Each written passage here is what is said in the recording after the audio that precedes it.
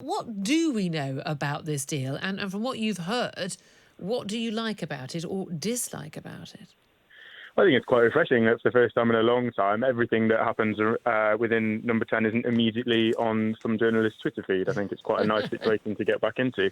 I'm not sure I want that to be encouraged. But I think, we don't know a lot. That's right. We know some of the discussion that came out a few weeks ago. The thing that is key for me, and that has been kind of trailed out, is that the ultimate destination for this Prime Minister is better, in my view, than for the previous. So we've been talking a lot about the future relationship being built around an FTA, where an independent nation with a free trade agreement with Europe, as opposed to Theresa May's deal, which seems to be built around clinging on to bits of the customs union. But in terms of the details of customs arrangements, your guess is as good as mine at this point. Well, yeah, I mean, that's the thing, isn't it? We know that there's been some word coming out from the DUP. They had two 90-minute meetings now that they've had with we don't know whether it was the Prime Minister or Dominic Cummings or others in Number 10, but there's been some concerns that perhaps they are not completely convinced about this, and they said there's certainly, Arlene Foster was saying, more work that needs to be done. Extraordinarily, though, we've also seen what's been going on in terms of the other non-Eurosceptic side, I suppose the second referendum revoker side, where we've seen a photograph at the Eurostar of some leading Remain MPs, like Sir David Lammy, Caroline Lucas, Dominic Grieve, Vince Cable and others, basically heading on to Brussels, by all accounts, trying to stop a deal in its tracks. Even if there were a deal that could actually countenance the support of the majority of Tory MPs, maybe the DUP, possibly even some of the Remainers on the Labour side, Stephen Kinnock and others who said they'd be willing to vote for a deal to prevent a no deal.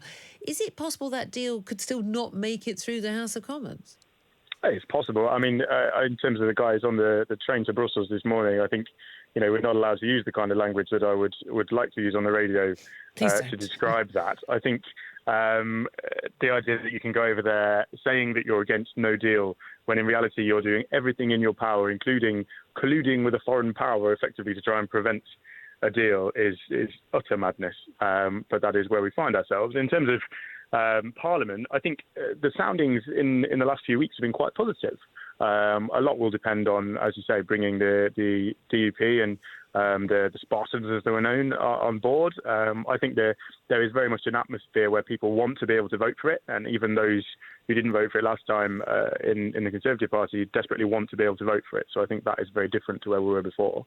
And I think there's every opportunity, particularly with Labour MPs in the north of England and the Midlands, where their constituencies overwhelmingly voted Leave, who cannot, even for their own self-interest, back second referendum and extension. They'd be really stuffed.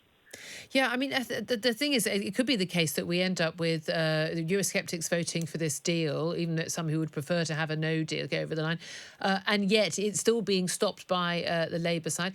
And therefore, again, we go into a general election with very interesting perspective, where actually, we had a Prime Minister who said deal or no deal, 31st of October, he would do everything he could. He brings the deal back, that he can win his party over, he can win almost a majority, but not quite, and he can't get it through. That is going to play, I mean, some would think the inability to deliver Brexit is going to play badly for Boris Johnson, but I think for a lot of floating voters and a lot of Leave voters, they would say, well, he's done what he could. He's brought the deal. People say they didn't want a no deal. It turns out what they want is no Brexit. Now, you're a Remain voter who's come round to Brexit on the basis, you respect a democratic mandate.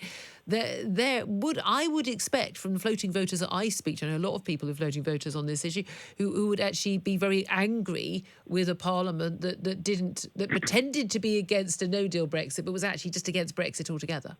Well, that's where we've been for the last 2 years, isn't it, really? I think the feedback on the doorsteps in Mansfield, with 71% Leave, is certainly exactly what you've just said. I think they fully believe and respect the fact that Boris is committed to leaving on this date. And the idea, Keir Starmer stood up in the House yesterday saying he's against no deal, but also ruled out voting for a deal even before he's even seen it.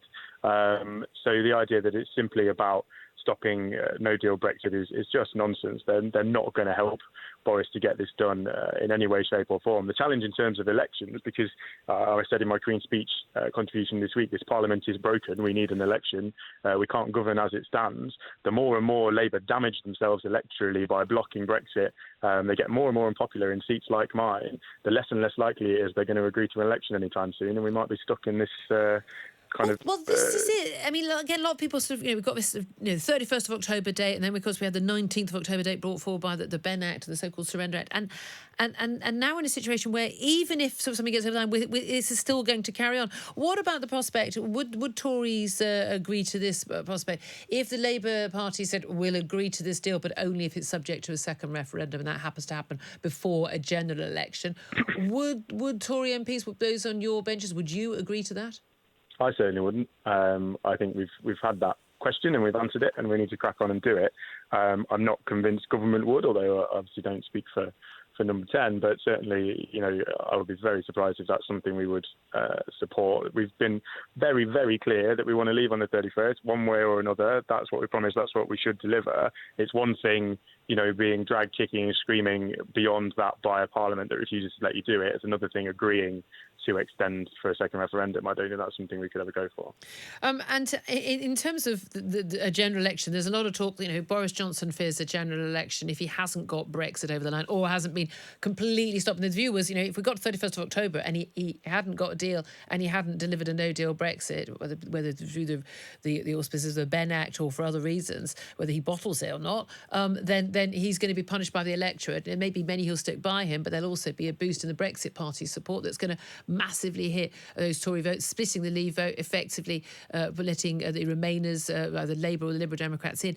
But there's also now a lot of concern among Labour MPs, isn't there? They had a meeting, the Parliamentary Labour Party. We spoke to Peter Dowd a little bit earlier in the show, Shadow Chief Secretary of the Treasury, about this, that actually a lot of them really feel that the last thing they want right now is a general election, simply because they feel that they're going to be punished by an electorate, in a lot of areas, very angry that they've basically stalled on this issue. And, of course, a lot of people unhappy with Jeremy Corbyn.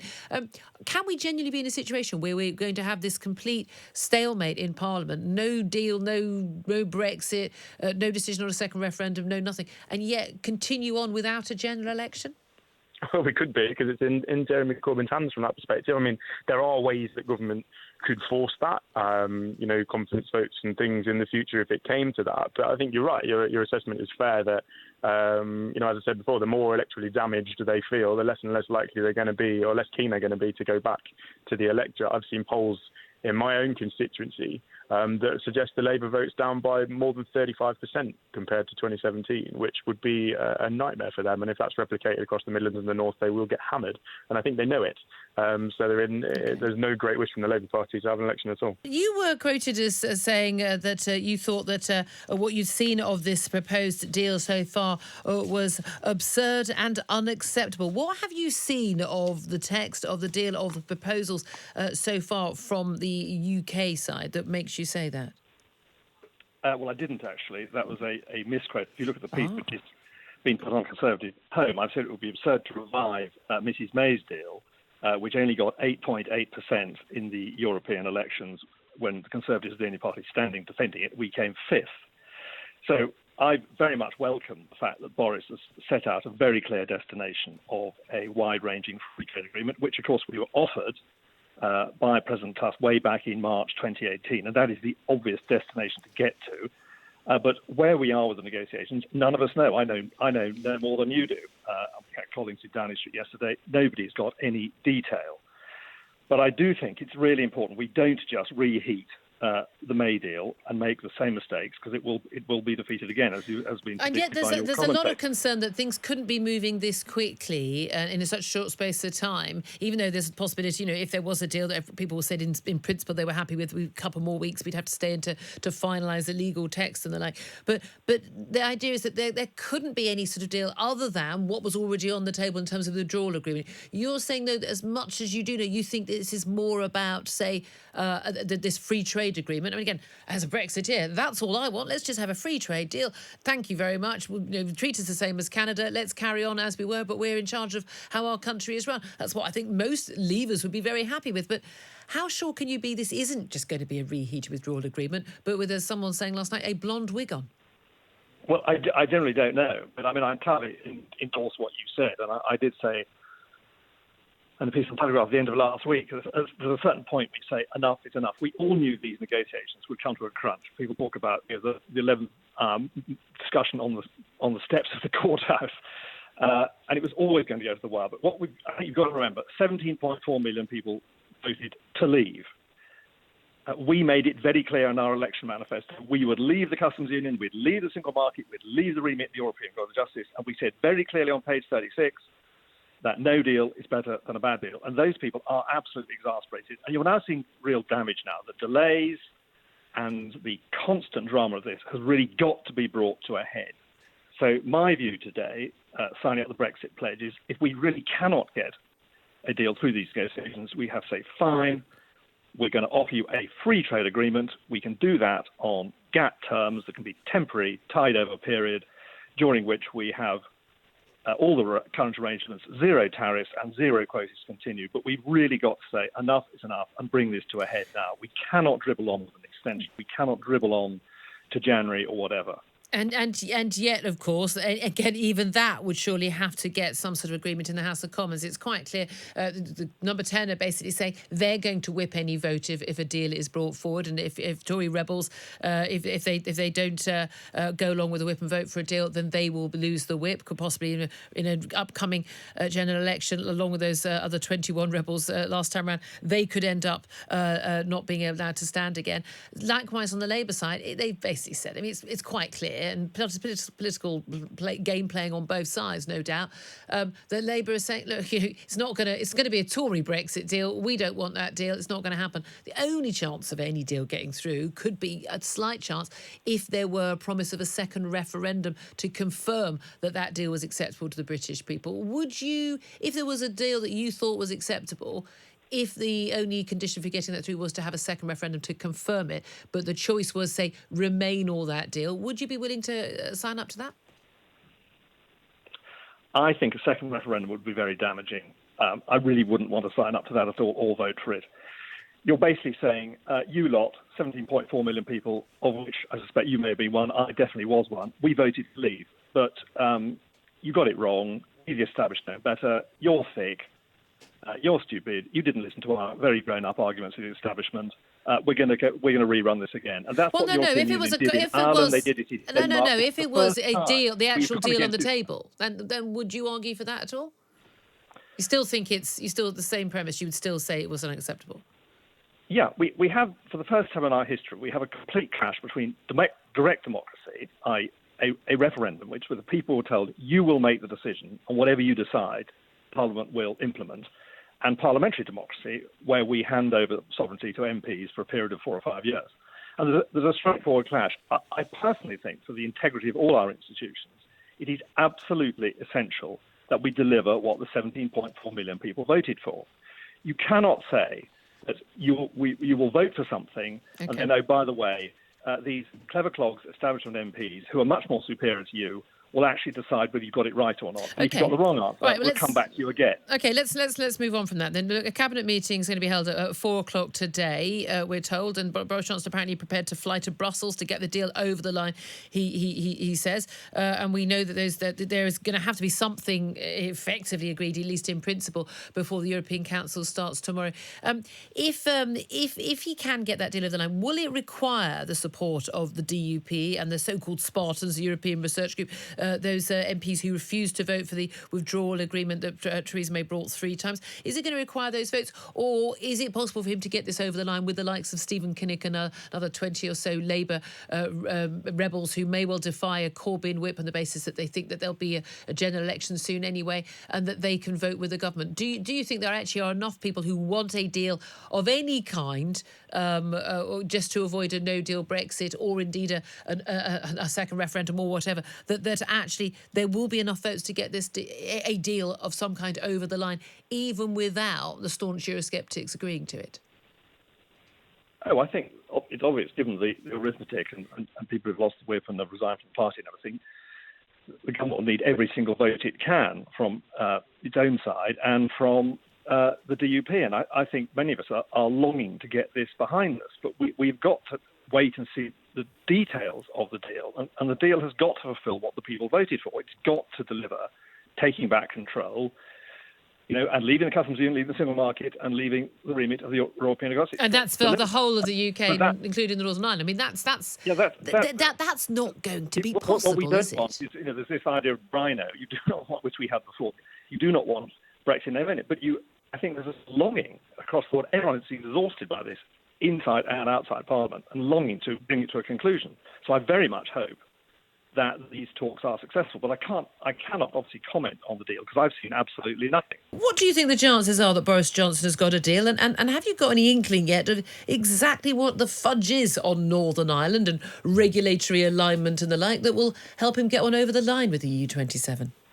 Well, the first answer to the first question, no. Let's get the deal, no. And for the second one, God knows, because I suspect he'll, try and shift a couple of full stops and a couple of semicolons from whatever deal Theresa May got. So, I mean, we're just in territory that Hackney's uncharted territory. We just don't know, really. I mean, it does appear that that's also the case for many Conservative MPs as well, even many in the Cabinet. They're going to be briefed at a Cabinet meeting this morning. We're going to be told we understand some of the details this afternoon, if there is a deal. If he got the most amazing deal, everything possible that anyone had ever possibly wanted, is there any possibility that the Labour Party would vote for a deal? Or is it, whatever the deal is, if it's brought by the Tory Prime Minister Boris Johnson, you won't vote for it? Well, I mean, that is the land of fantasy and big ifs and maybes. I think we're that close to seeing what it is. Frankly, why don't we just let's see what he brings back? But I just don't think he's going to be able to bring anything much different back than the previous Prime Minister. You think it's going to be the withdrawal agreement heated up?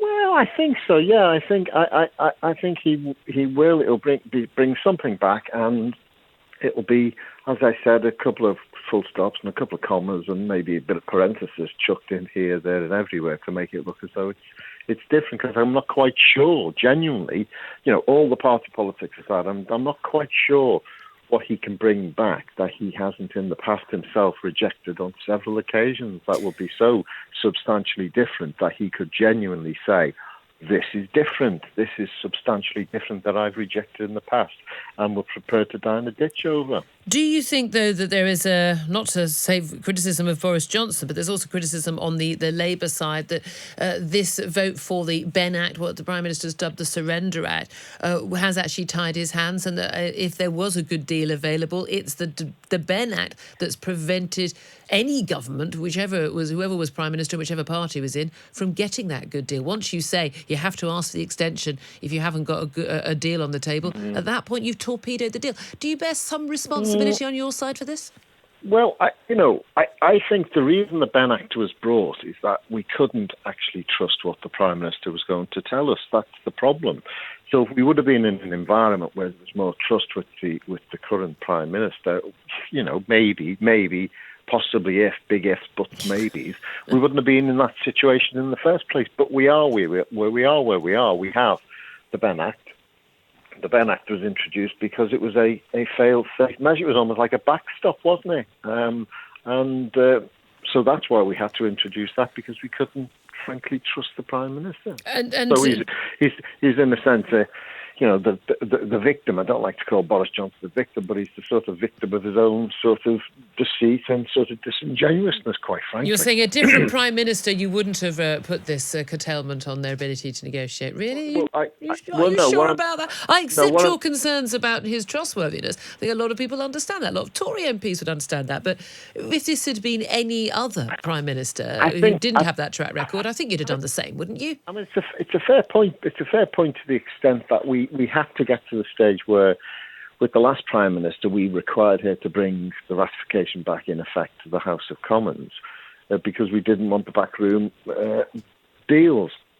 I think the Benn bill, in a sense, was substantively and substantially different than that, in that we even had to write the letter for him that he was going to have to send off because you just couldn't trust him. That's unprecedented with any Prime Minister at any time, because the environment that he created was so toxic and untrustworthy that we had to go to that level to effectively, in the schedule to the Act, writing him in the letter. Is there a possibility that Labour Party will vote for a deal as long as it goes to a second referendum? Well, there's been talk about that in the past, hasn't there? That was effectively the Carl Wilson, for all intents and purposes, the Carl Wilson, two colleagues of mine, who they said, well, bring back this to Theresa May, bring back a deal. We vote for it as long as it goes for to a second referendum. That was some format in that particular fashion. So that had been on offer in a sense for some period of time, in one fashion or another. Yeah, but you're on the front bench. Has there been discussion in the shadow cabinet that you would vote for a deal? Doesn't matter what the deal is. Let the people decide. If you trust the people. What we'd said from our position, I can only say what Labour had said from our position. What we'd said, hadn't we, is that we wanted the general election. We then, if we won the general election, we go back to Europe. We bring back some deal, put that deal and other alternatives to the people. That's what we said we'd do, and that's been a line that we've persisted with for some considerable period of time. I think that was clear. You might like that particular line, but that's the line we've taken for some considerable period of time. Is there also some truth in the fact that actually, if there is a deal, and if it does get across the line, then of course that's going to be seen as a big win for Boris Johnson? It may well be there's criticism from the Brexit party side, from Nigel Farage, but that he can say, look, I said I'd do a deal, I said I'd get it over the line October the 31st, that's what I've done, and then there is nothing at that point to prevent a general election being called. There is no justification for there not to be a general election in November, December, January. And actually, the reality is that a lot of Labour MPs on your side are terrified of a general election. You're way behind in the polls. A victory on this, if it does look like a proper Brexit deal, not just in name only, will boost Boris Johnson in the polls. And actually, this is all about, perhaps on both sides, definitely on both sides, this is about saving your political skins rather than doing the right thing by the country. No, well, that's all predicated on the fact you get the deal. That's also predicated on the fact that the deal is sort of half decent. I'm not convinced about that. As for the general election, I'm not particularly concerned about the general election. It's going to be a general election coming sooner or later, whether it's this side of Christmas or next. But you'd rather fight a Boris Johnson Tory party where he hasn't got a deal over the line, wouldn't you? You've prevented him from having no deal, and he hasn't got a deal, and he's promised do or die, dead in a ditch if I don't deliver Brexit on October the 31st. You'd much rather fight that Boris Johnson than a Boris Johnson who's done a deal. Well, I don't care when we fight Boris Johnson, to be quite honest, Julia. A lot of your colleagues do. That's what they were saying at the Parliamentary Labour Party meeting on Monday. Yes, that may well be the case, but the bottom line is, again, it is all predicated on him bringing back a deal that he, remember, is satisfied with. If he's got any honour, the idea that he'd bring a deal back that he's just going to get him across the line is cynical, to say the least. Now, I wouldn't put that past Boris Johnson, but we'd expose that cynicism and we'd expose that cynical deal for what it is.